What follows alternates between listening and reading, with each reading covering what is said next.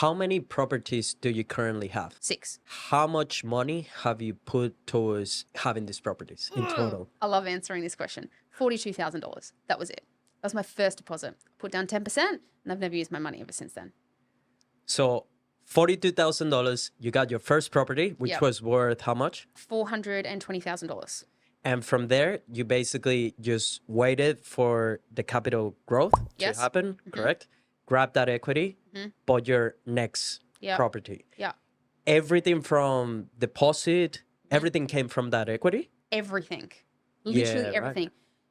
Deposit, stamp duty, pest and building inspection reports, conveyancing fees. What else is there? I always have like a 5K maintenance buffer just to fix stuff in the next property just in case. Literally everything. Actually, you want to know a fun fact? I actually didn't even have, this is how much I scrambled for my first couple of properties.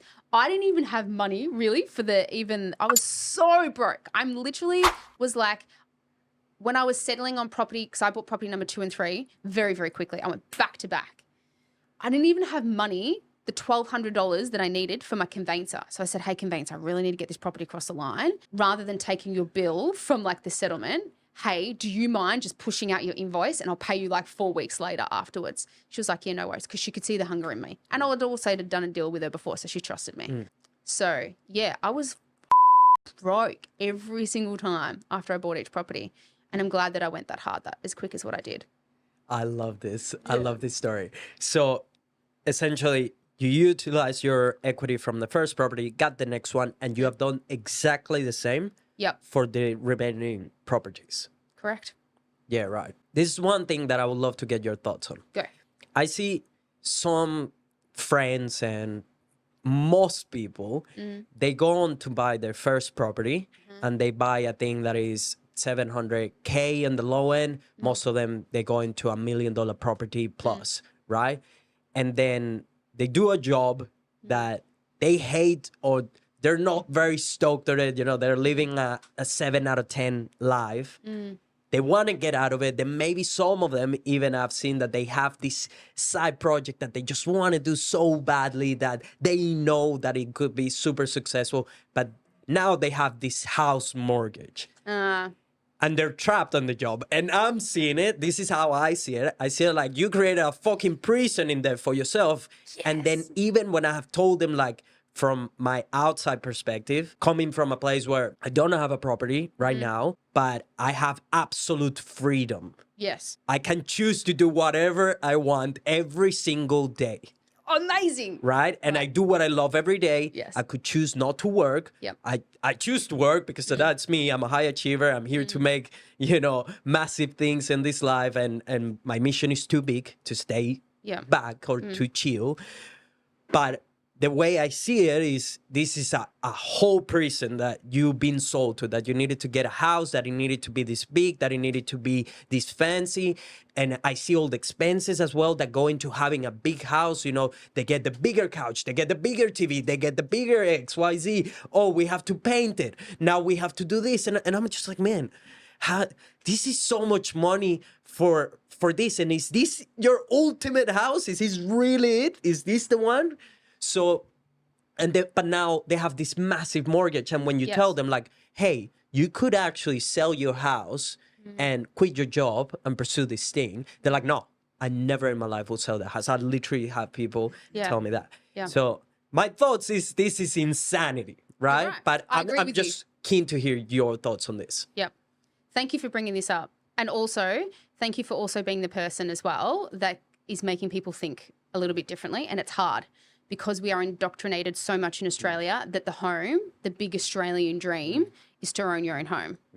It is literally suffocating people.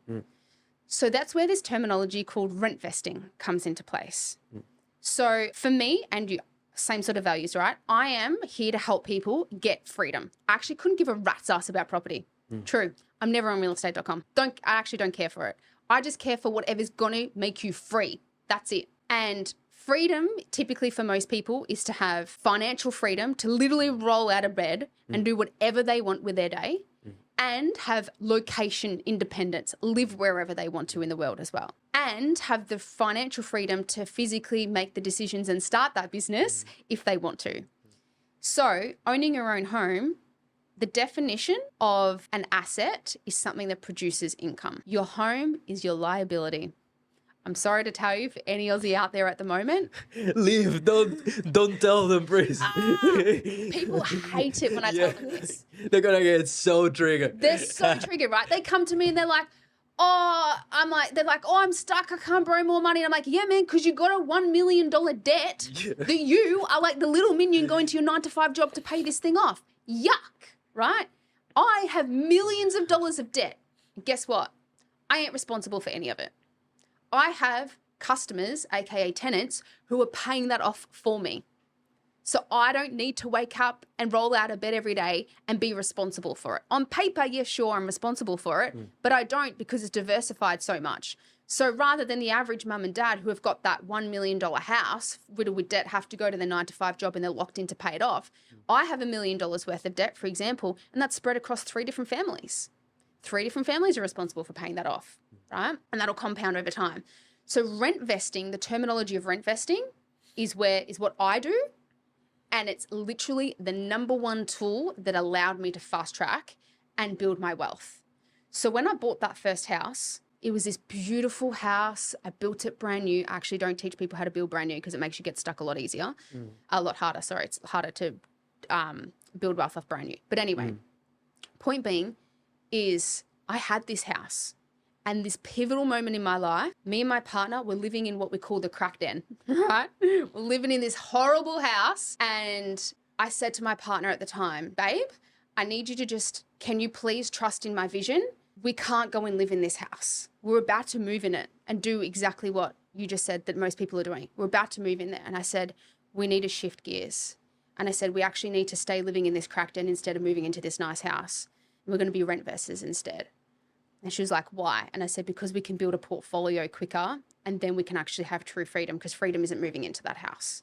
And that was one of the most challenging decisions we ever had to make. And my partner was like, this is against everything that we're taught. And I'm like, I know, but think about it. Everything that we're taught ends up being the average of everyone else. Do you want to be average? She's like, no. So I said, okay, trust me that I've got this. And she trusted me in the process and thank fuck.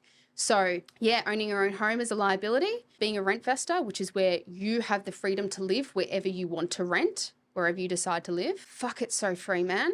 You can actually explore the world more and you can build your wealth 10 times quicker because then your home, which is non-income producing, this is a quote from Robert Kiyosaki. He's like, your home is a liability, doesn't produce income. So he's really famous for that.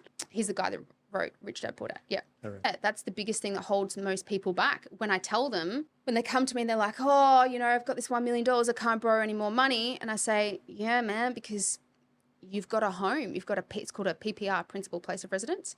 I'm like, that's the thing that's weighing you down. And that was the sacrifice that I made, was not to have a PPR. And you realize how much your borrowing capacity improves, and that allows the bank to give you more money to keep going and keep going and keep going. So the PPR is the one thing that holds a majority of people back, unfortunately. And unfortunately, most people aren't willing to sacrifice that because they're emotionally attached to this thing. Of course, we've been indoctrinated for your whole life. It's the great Australian dream. No, it's not. That came from American banks, actually. Average is the enemy of excellence and greatness. Honestly, it's so hard to unsee the things in the matrix, in the system, once you see them. And most people operate from that place of like, oh, I have to do this because I've been told my entire life that I need to do this. I need to buy this massive house. I need to put all my money in to showcase it to people around me that don't even care.